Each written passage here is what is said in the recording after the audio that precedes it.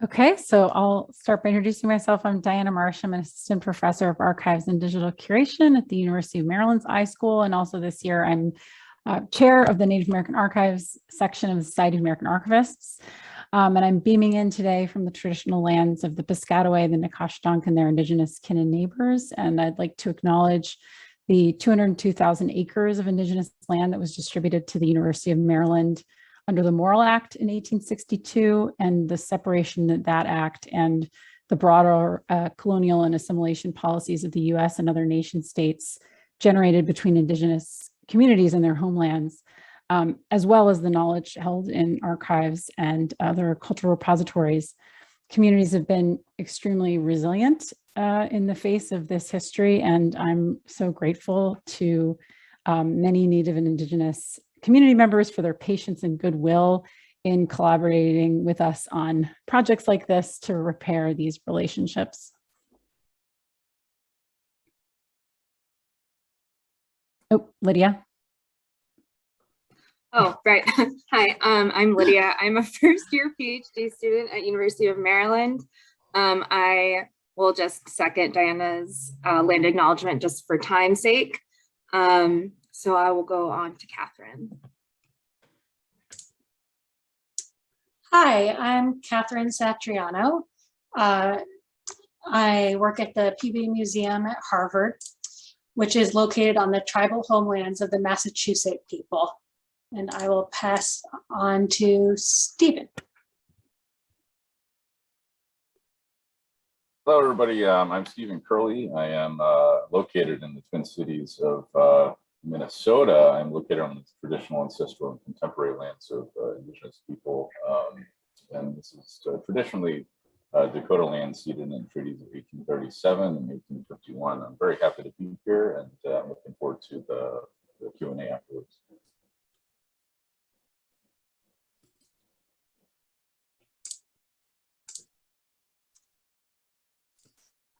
So I thought I would start out by talking a little bit about the origin of this year's Edit-a-thon project, which is last year's Edit-a-thon project. So the story starts with Irene Gates, who was formerly the archivist at the RS Peabody at Andover. And she was telling me how she thought SNAC held particular potential for tribal repatriation research, since so many archaeologist papers are distributed across multiple repositories. So she was brainstorming how archivists could communicate and collaborate about SNAC work with this goal. And I suggested an Edit-a-thon format would be a good way of bringing people together. So we thought we'd just give it a go and see what happened. We were encouraged by the interest and support of Jerry Simmons and Diné Herbert from NARA. So we put out a call for anyone who'd like to brainstorm and or edit SNAC records and biographical sources. We were really excited that around 65 people signed up. Entities were brainstormed, and Jerry and Diné taught SNAC schools, which were attended by around half of those original registrants. And we had a virtual 3-day Edit-a-thon event in spring 2020 with around 20 people actively editing records. So we focused on entities connected to multiple repositories and on Indigenous entities in the hopes that our work would support repatriation research, digital repatriation and reunification projects, and also tribal initiatives in general, like language revitalization. And along the way, we asked participants to read the protocols for Native American archival materials and shared ideas about how to apply them. So some of our ideas included using Indigenous authored biographical sources when possible, making records for people who haven't been recognized in the past, using autonyms and Indigenous languages when possible, and working to exclude outdated or offensive terminology, and just thinking critically about the biographies we were writing and about whether they were drawing from sources that were extremely laudatory in ways that we should avoid and think critically about. So after the Edit-a-thon, we reflected on issues that were brought up during the process. One was that participants had noted that the nationality field was insufficient for expressing tribal identities and membership. which maybe we'll talk a bit more about towards the end of the presentation. We are also looking to do further community outreach and get feedback for what would be most useful for any future Edit-a-thon. And we're planning to do that at the ATOM conference, which was postponed due to the pandemic. But we knew that any future Edit-a-thon should ensure fairly compensated Native community input. And as you will hear, community collaboration has been the emphasis of this year's Edit-a-thon. And in the spirit of cultural humility and iterative change, I'm happy to say that this year's collaboration has already provided insights for revising SNAC records that were worked on during last year's Edit-a-thon, as well as doing entirely new work. So I think now we can move on to talking about the upcoming Edit-a-thon.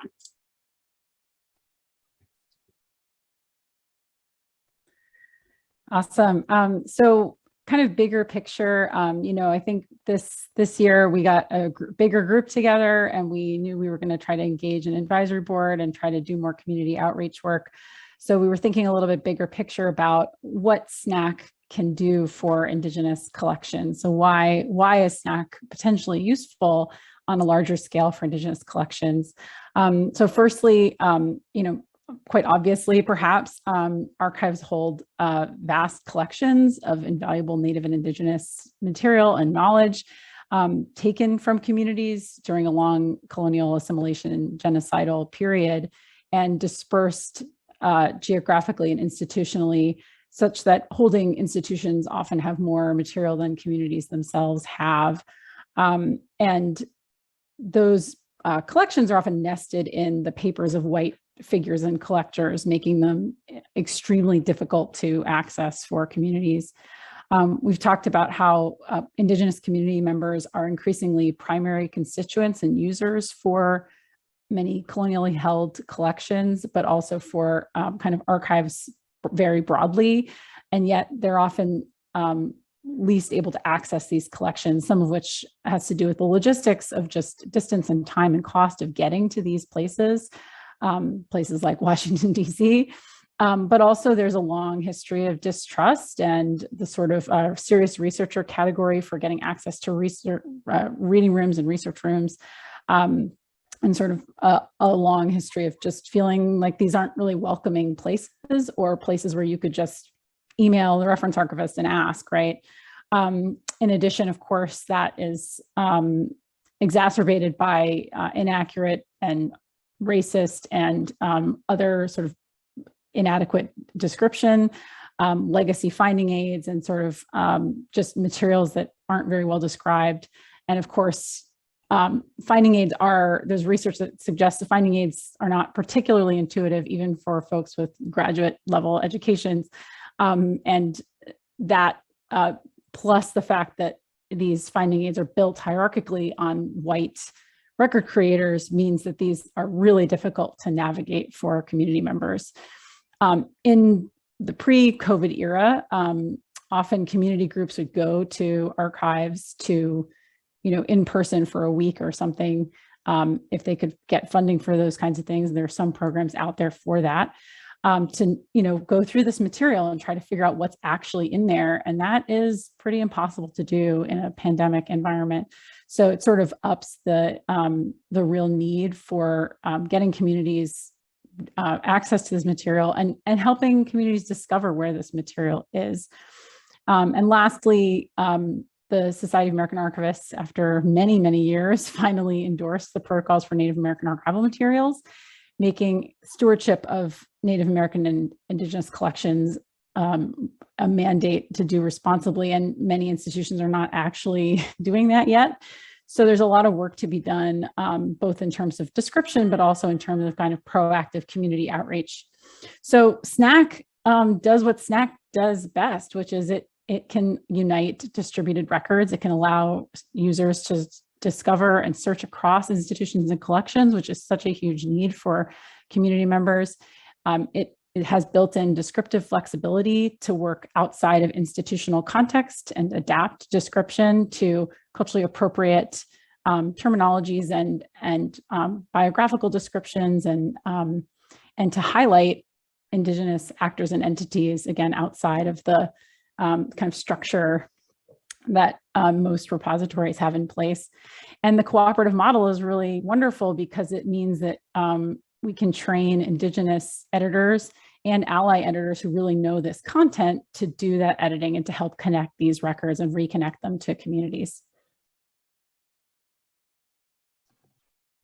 So when I came onto this project this summer, the advisory board was well established.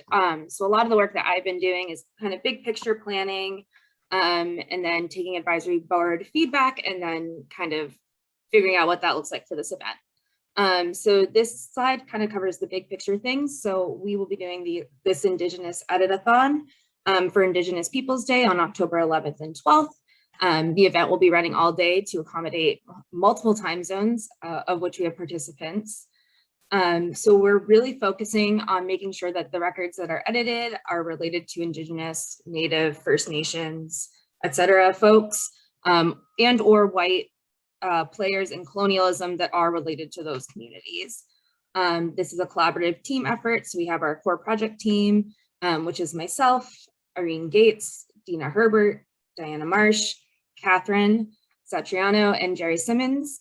And then we have an Indigenous advisory board who includes Taylor Gibson, Margaret Bruchak, Eric Hemingway, Keahiahi Long, Stephen Curley, and Melissa Stoner. And prior to the event, we're requiring a couple of different things of our participants, which includes completing SNAC school training, which we have had 3 different SNAC schools to accommodate the number of participants that we will have at this event. We're providing office hours the week before to kind of allow participants to kind of make sure that they're ready to edit on the day.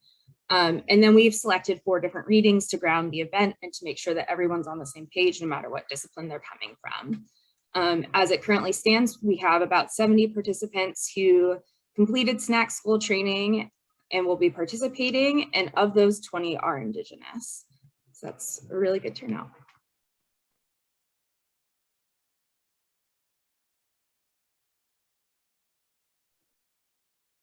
Okay, all right. Can you all hear me just fine? Okay, perfect. Yes. I got the thumbs up from Diana. So thank you very much for inviting me to co-present with you all. It really is an honor to hold space with you and to communicate these very worthy ongoings that SNAC has facilitated with the leadership of the core team and the advisory board who Lydia just mentioned. So I'm going to jump right into it and maybe state an obvious point in that saying that SNAC is a technical solution. And so let's just let that sit there for a little bit. And so I hopefully I'll make a point, and sometimes this works, sometimes it doesn't, it's stating the obvious. But for those of you who follow the literature and some of the write-ups having to do with social sciences exploration of the intersectionality of race and technology, something like some things like the Algorithmic Justice League, if you've ever heard of them. There's a lot to learn from those conversations, and there's a lot to sort of adapt and to really integrate into what we do as archivists. But one of those insights I think that really pertains and permeates the archives world is that the technology that we employ with various CMSs and aggregators and other various tools hasn't really caught up yet with a lot of the conversations and considerations that we're currently negotiating and articulating into tangible practices. So Diana just got done mentioning the protocols of Native American archival material. That's still very much a nascent sort of feature in the landscape of archivy and archival science. So in the context of systems, other good systems, just like SNAC, like Mukutu, and curatorial protocols like TK labels, traditional knowledge labels, they're pretty good examples of how technologies can be leveraged to realize very effective and reasonable methods that abide things like data sovereignty strategies, cultural sensitivity measures, and cultivating a user base that's really well informed of Indigenous concerns and archive settings. So for speaking for myself and the rest of the advisory board, I believe this is how we're approaching this work right now collectively together. You know, we on the advisory board had concerns because we knew that there were limitations with the technology, coupled with the fact that there are still entrenched practices and workflows that could be better. So, you know, that's to say the least, they could be better. So looking at this slide here, looking at the left half of the slide, one of the concerns for a practitioner like myself and for my board cohort is that rectifying both historical inaccuracies and uncouth curatorial practices is a steep hill to climb. And so you have to ask, what is the path of least resistance and rectifying them? And again, to a lot of practitioners like myself, the answer is really in one, operationalizing, two, legitimizing, and three, cultivating that agency that source communities should have with respect to the primary source documentation that is relevant to them. So you have to reach out. You have to reach out to and involve communities, as it states there in this slide too. So this is simultaneously a concern and an ongoing mandate, since this effectively, if you do it right, becomes a feedback loop that kind of involves, you know, devout discourse while centering and empowering source communities so they can reclaim their histories. So why do I make that point of saying that? If something like SNAC is a discovery tool, because with aggregation, one of the things that people overlook and discount is that there's more use of the collections.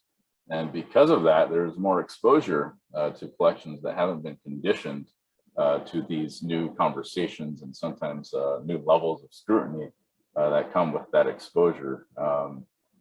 So, it's still very nascent within the discourse.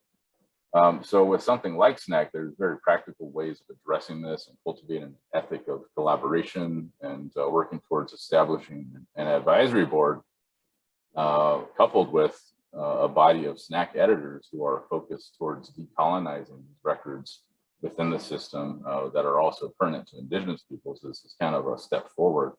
The other thing, one of the things that we felt was important was in creating a space for Indigenous editors down at the lower left bottom corner.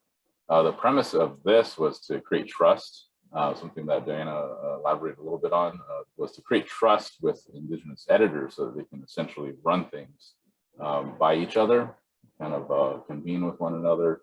And that's done for a specific reason, because there's a history of institutional abuse on Indigenous people. And that comes readily to mind when you're having conversations about Indigenous data and owning the historical narrative, which ultimately is what a lot of these conversations within SNAC end up being. So that was one of the things that SNAC is acutely aware of, and that's one of the reasons we're structuring this into this process of the Edit-a-thon. So I'm gonna so the left or the right side, my right, your right, the right half of this slide. It's very text heavy, so I'm trying my best to read it while I'm talking to you too. Really pertains to reparative description and ways in which methods of holistic curation, that feedback loop again can be expressed in varying degrees. So this is just good form, of course, and I won't read all of these off. Some stood out to me, and one of them was discussions involving integrate and accounting for traditional naming practices for individuals and lineages. So one of the examples was that we had discussed was royal lineages for Kamehameha of the Kingdom of Hawaii, and bolstering that because the delineation wasn't quite there yet in current forms of those record entries for those authority records. One of the other things that pertains to my line of work is currently in accounting for renaming practices that were by and large non-consensually administered onto Native American students, so kids, by boarding school institutions. So there's a lot of information that's lost within that process of essentially processing people. And that gets translated and carried over into record keeping, record management, and record description, and things like that. So that's another example of how things need to be rectified. So these limitations really translate to kind of like a wish list, if you want to think of it like that, because for us on the advisory board, we do just that. We advise on where the gaps are in representation, and hopefully the technical team with SNAC, who do all the behind the scenes magic and sort of conceptual rethinking of the tool, can reconcile these considerations with the current structure and data form that is being leveraged by SNAC right now. So things like bolstering representation, as much as accuracy of these records, is also another key feature to reparative description.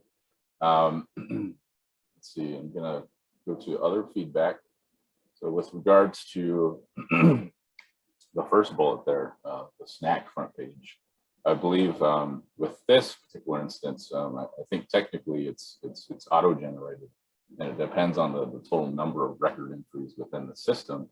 So if we were to conceptually delineate between non-Indigenous to Indigenous, the number of authority records per non-Indigenous would be vastly greater. So it becomes a percentage game. And since that's the case, there's a pretty steep uphill climb to overcome. So again, this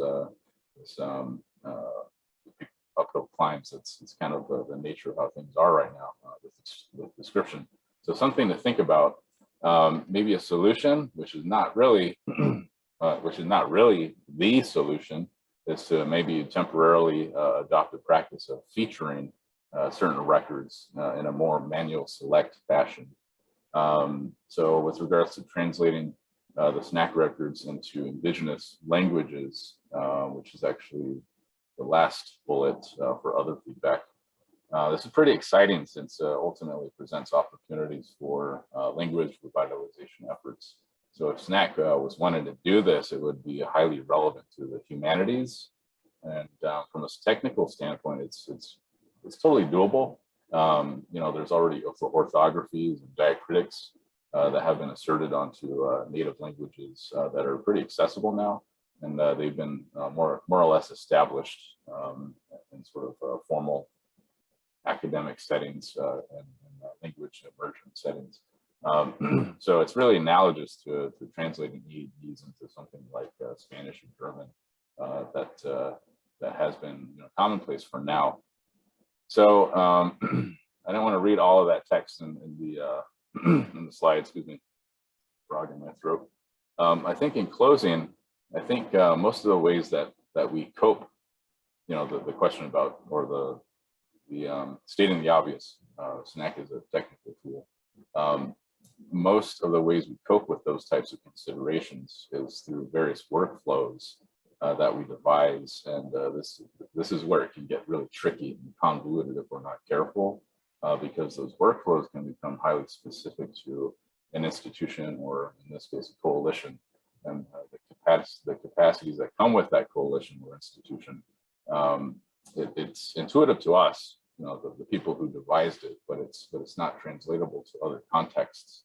So a couple of major things that I can appreciate about this effort with SNAC is that, one, it's really expanding on a discourse of responsible access and stewardship within SNAC, but also the totality of archival science.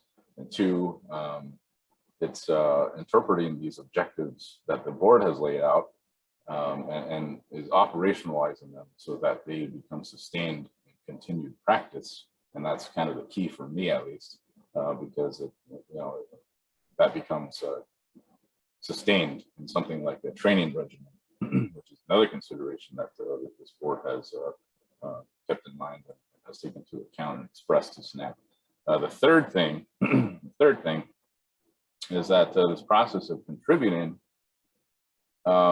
with having SNAC editors, having an edit-a-thon, it's approachable, and everyone is encouraged to contribute, especially in the context of this conversation of Indigenous people contributing to this effort, which really should allow for this initiative success as long as people are engaged. So if you're Indigenous and contributing to SNAC, continue to do so. I think the system will be all the more better because of your work. So yeah, I think I'll pass it on to who's next. Diana?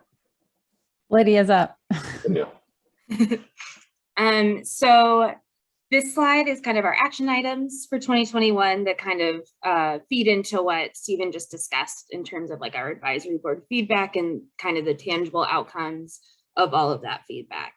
So for the first part, for the SNAC content, it was really important for us to create a caution content or warning, especially because when you link to colonial records, if those records are not managed in any way that has any warning of sensitive materials, this allows us to kind of just like let people know, because there is a lot of upsetting material and a lot of archival materials that contain sensitive information or information that shouldn't be widely shared. And alongside of this, we created a set of protocols for reporting inappropriate records.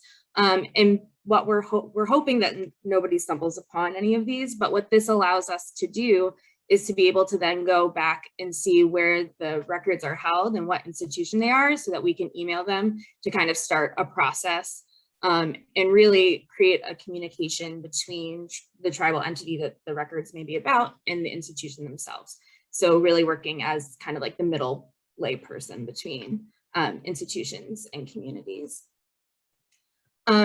In terms of reaching out and involving Native communities, at the center of this, we've really tried to center Indigenous participants, which included working with the advisory board, working with the team members to reach out to all of our available networks. And we've had an amazing outpouring of people, to the point where we actually had to cut off who we could allow into SNAC school because we had too many participants.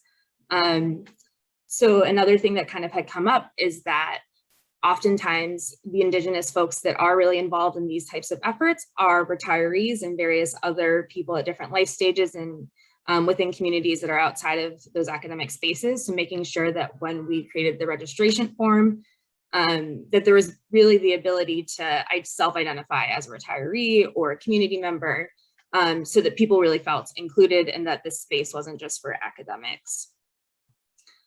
In terms of creating an orientation for the event, we created a code of conduct. So this is just our kind of code for how we want participants to behave and act during the event and in any interactions that they have, and then a reading list.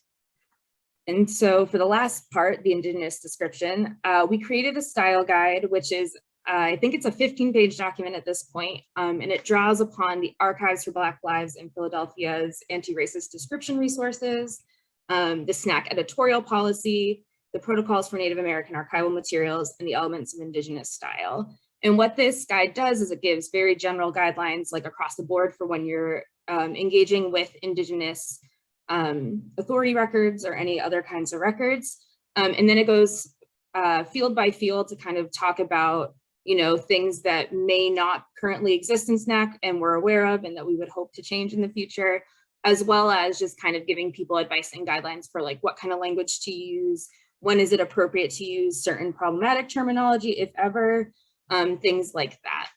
And then the last thing is just a form for reporting feedback, so to really give anybody who's participating in the Edit-a-thon a voice and an ability to kind of talk about things that they might see as things that can be improved for SNAC. So now we kind of move on to the future work with SNAC. So the first thing is formalizing the style guide. So a really big goal of ours is to kind of continue to work on the style guide. It's now in a very readable draft. And if you go to our event page, it's linked there. So if you guys are interested, we would definitely like you guys to look at it and give feedback, especially for people who do description and cataloging, because in our team, we do have some folks who do that, but it's a lot of folks who don't. And really, our goal in formalizing the style guide is to have a resource that could be used in SNAC, but also across the board for archival descriptions. And now I'll pass it to Diné. Yeah, so as Katherine mentioned, and as Stephen mentioned, Lydia just mentioned, and actually as Bernita's talk went into great detail about, you know, similarly, there are still a lot of places where, as we've noted in the style guide, SNAC doesn't quite have the capacity or the flexibility that we'd like it to have, and that communities would like it to have. So that includes, you know, subject terms, which we know are LOC subject terms can be extremely problematic, place names, languages and orthographies. Katherine mentioned nationalities. So we're hoping that with the help of SNAC collaborators and continued work with our advisory board and others, we can think about ways to sort of enhance the platform to be able to accommodate that.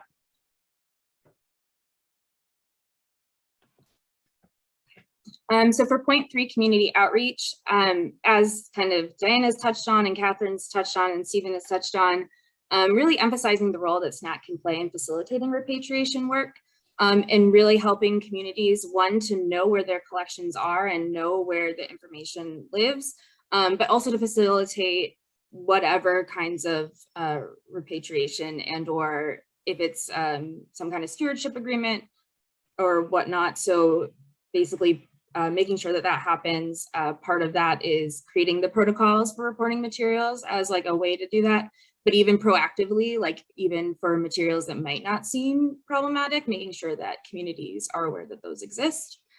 We're hoping that eventually we can have an Indigenous focused SNAC school with Indigenous trainers who are well-versed in the platform, already editors, and basically then be able to create other educational modules, webinars, or training materials that we can either provide for communities and or other cultural institutions. And then community-based presentations. So really trying to build community and be able to go into communities and have a really good kind of ability to advocate for SNAC as a usable platform for their communities. And then lastly, we're hoping to kind of more sort of tangibly just, we'll have probably a survey after the event. And also we're trying to think as a group about how we can also look longer term at what Indigenous editor engagement looks like. And you know, what Indigenous users need. So some of that we're thinking perhaps we create a working group or kind of create a group a little bit akin to what Bernita's been working on. And we're also looking at grants. So we're looking at IMLS right now. We're open to ideas. So if folks have other ideas, we're looking for other ways to kind of support this and also expand it out and do more.